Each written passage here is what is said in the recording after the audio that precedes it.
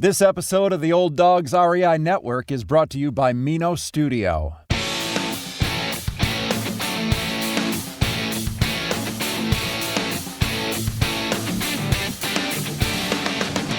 Welcome to the Old Dawg's REI Network, where cash flow is king.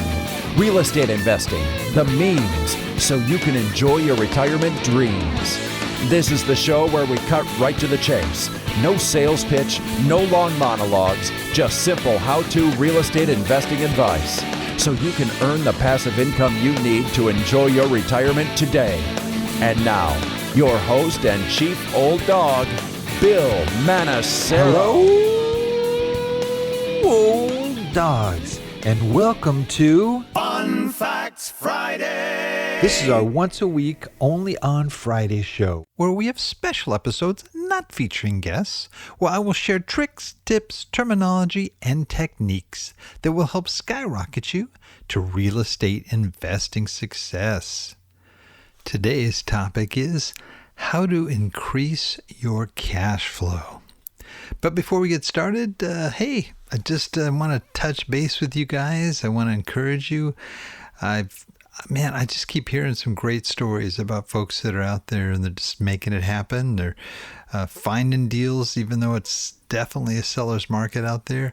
I know others that are finding creative ways to still generate income without even buying properties, such as Airbnb arbitrage and other things like that. So just want to encourage you, listen to the podcast. There are so many shows in here that can help you in terms of how to do almost anything.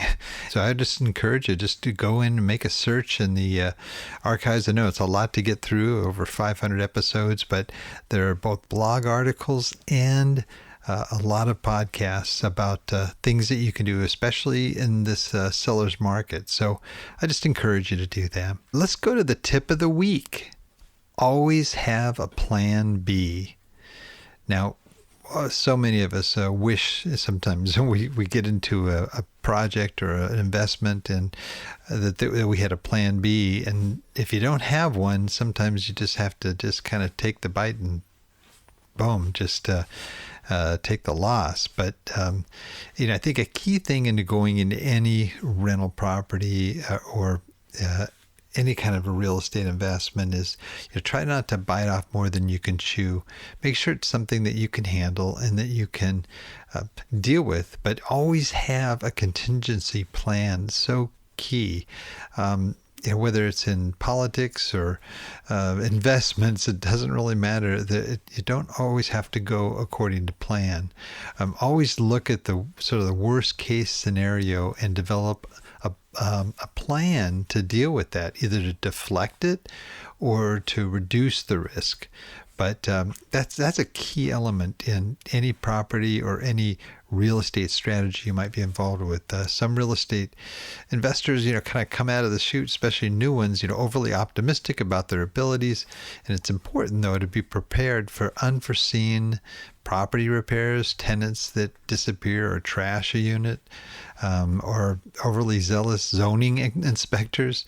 Remember that in the investment of real estate, one of the key things is having cash available. For example, having a good ample reserves that are always ready if you need to do something that you didn't expect to do.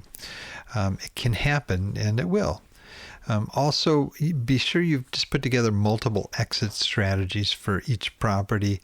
There are a number of things that can happen if you go through your worst case scenario. If you're forecasting, possibility of flood. There was a flood in this area, 50 years ago, whatever it was. Do you have flood insurance? Do you have, can your building withstand something like that? Whatever it may be, you really have to sit down and go over those even before you purchase that property.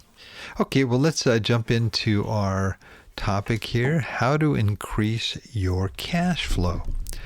Now, according to Rich Dad Robert Kiyosaki, cash flow is the single most important factor when buying long-term rental properties. And that's something that we say on and on and on. Last week, our episode, we talked about why cash flow is king, which is what we say in every episode. I own a number of rental properties, and for me, cash flow is critical, and I'm always thinking of ways to increase that. We had a guest on last week, Dustin, and he talked about not buying a property unless you can get a $250 cash flow minimum. And some people say, gee, that's really hard to get nowadays. But it really isn't. There are a number of ways that you can do that, and we're going to talk about them here. But the key thing is, there are a number of factors that you have to look at, and all of them impact cash flow. Your expenses, turnover, vacancies, management, and more. Here's just a sort of a laundry list here of things that you can do. Pick the right locations. There are markets, especially in the Midwest and the South, where you can buy properties relatively inexpensive that will provide amazing cash flow. Now, granted, you may have to purchase C properties, which is a little bit more effort, but you can try to pick the best C property in that area, or at least the best area where those C properties are located. Again, it depends on your budget and what you can afford. But one thing you can do is you can go to Zillow, for example, and you could just punch in, your profile house. Let's say, for example, you're going to buy a 3-2, and you want to pay no more than $150,000, and you can put that factor in there, and the whole state on Zillow will show you where these properties are located, and then you can start zooming in on different areas and trying to find, sort of the best area where you can find a low-priced house. Finding a low-priced house is a good way to be able to boost your cash flow, or start off with great cash flow. And like Dustin mentioned in the show, also that you start off with that, and you can even make it better. Some other things you can do. Renovations are key when purchasing. Get an inspection to find out what the issues are, and it gives you an opportunity to make the kinds of revisions you have to. And you make the types of revisions, though, that will really make a difference economically. If you're in an area where it's competitive, and you're trying to attract the best tenants, which I think we all should, is by having the necessary upgrades and the things that those tenants are going to look for are going to attract that better tenant. And a better tenant means better retention. And better retention means, again, a big boost to your cash flow. If you don't have to turn over a unit every year, or even every 2 years, your cash flow is going to be just that much higher. Also, people get creative. They'll have a single family home that may rent for $1,500, and they decide, hey, when this tenant leaves, I'm going to rent it by the room. Now, right now, in certain areas of the country, it is so difficult for folks in their 20s and 30s to find reasonable rentals. Even studios are expensive. And by renting out by the room, people can save quite a bit. We did a whole episode on co-living, and you might want to look that up if you want to. I'll put a link in here in the show notes. But it talks about the people that are willing to share a room with multiple people to be able to reduce their rent. Maybe they're just starting out, they have a new job, and they don't quite have the income to afford an expensive rental. So that's a way that you can do that. That also works especially well with students and single moms. Single moms might feel more safe if they're in a house with some other single moms. And students, of course, you can probably not only rent out by the room, but you can rent by the bed. And you could take a $1,500 rental house and start yielding twice that or more. Another one, convert to an Airbnb property. And this is what I've found in my apartments, is that you can, when you create those units that are designated for Airbnb, you can get close to triple the actual price of what you could rent it for on the market. And yeah, it does take a little bit more effort. You have to have cleaners, and you have to have people that are involved in that process, but I found it to be very, very lucrative. Corporate housing is that same kind of idea, is making something available that business people coming to town can rent. Their company is paying for it. They usually have pretty good budgets for that, and it allows you to bring in quite a bit more. Converting a home to a duplex. Now, this isn't an easy task necessarily, but some homes are a little bit more conducive to do that with. But you can definitely make more on a duplex than you can on a single family home. The same home that rented out for $1,500, you may be able to get sometimes $1,500 a side. It just depends on how many rooms you can get out of each side. Also, make proactive long-term repairs. Water heaters, other CapEx items, really key. By fixing more items when you first purchase the property, you can save costly repairs or replacements later on, which again will keep your cash flow higher. Also, you can pay off the mortgage on a rental property. If you start paying down your mortgage and have an aggressive plan to pay that down, especially if you're working and you've got rental properties, it really makes a difference. The more you can pay that down, and if you can pay it off fast, there's some plans out there you can pay off a 30-year mortgage in 5 to 7 years. And if you're willing to put in the time and the effort to do that, when you eliminate that mortgage payment, it is just your cash flow could increase significantly. So that's we're going to have a couple of things listed here on how you can do that. As you increase expenses, of course, that boosts your bottom line even more, your cash flow. And here are just a bunch of different things you can do. Renegotiate contracts with some of your service providers, like landscapers, trash pickup, those types of things. You can also challenge your property tax bill. Too many people just take their increases and say, okay, well, I just got to increase it. But you can go and appeal those, and you'd be surprised at the high number of successes that people have had in reducing their property tax bills.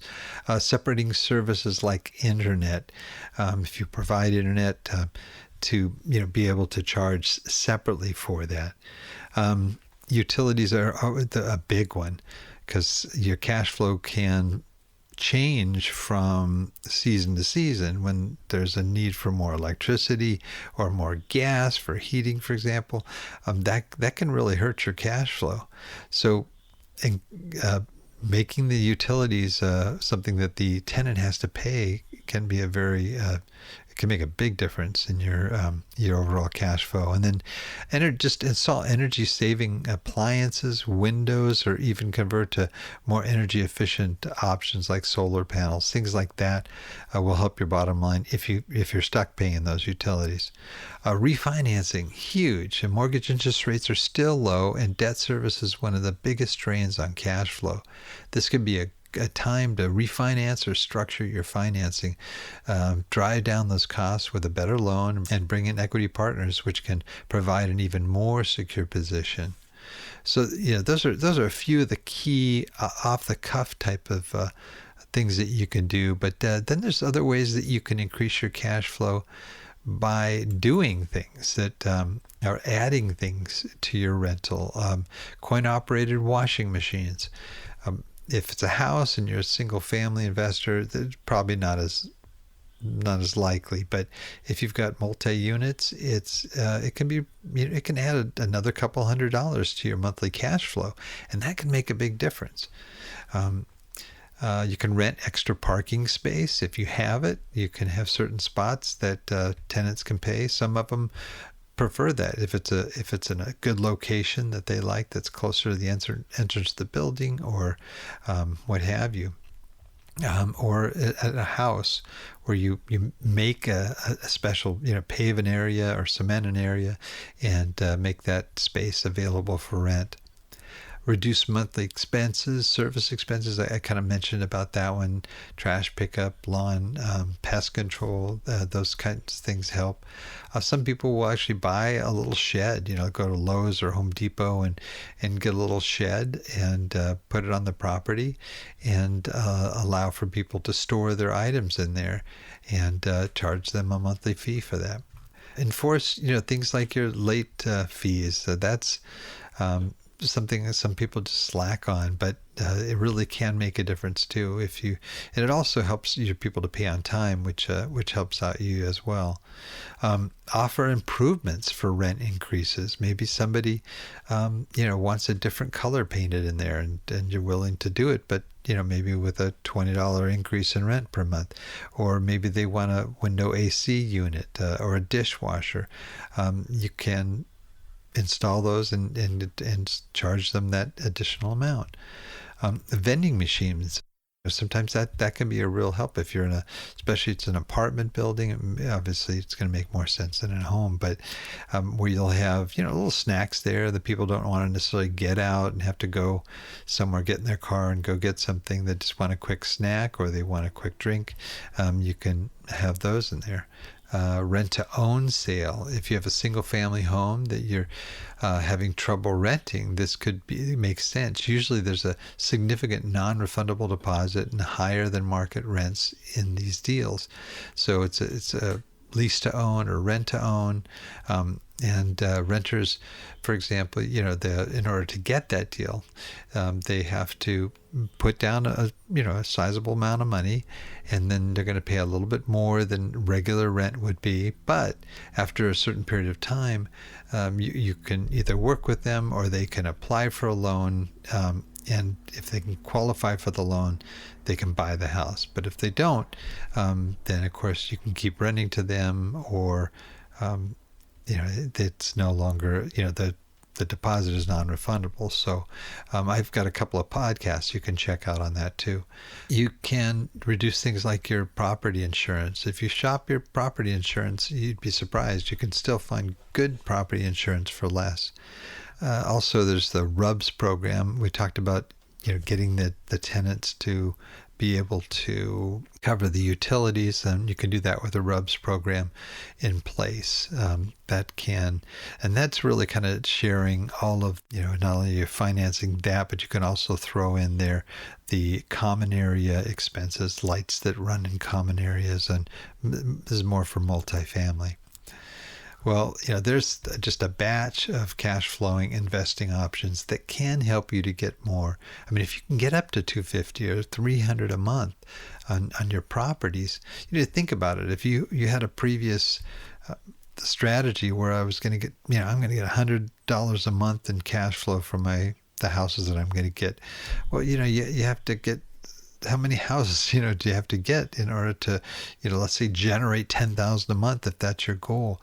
But if you can, get $300 a month for that same house, that's two less houses you have to buy. So there's a lot of incentive to do that. So I've attached some links to some of the other podcasts that we had that talk about this and offer other tips. But I would definitely recommend that you look at your properties and look at how you can boost that number. Well, that is it for today. Please note, Old Dog listeners, everything presented here can be accessed in our show notes on the Old Dog's website at olddogsreinetwork.com/blog. And you're going to look for the episode entitled How to Increase Your Cash Flow. So until next time, remember, cash flow is king and real estate investing the means. Until next time, keep moving forward and may God bless. Thank you very much for visiting the Old Dog's REI Network. We would greatly appreciate if you would stop by iTunes and let us know what you think of the show. We would love if you could subscribe to the podcast, give us a 5-star rating, and write a review. The more ratings and reviews we receive, the more visible the podcast will be to others. Thank you.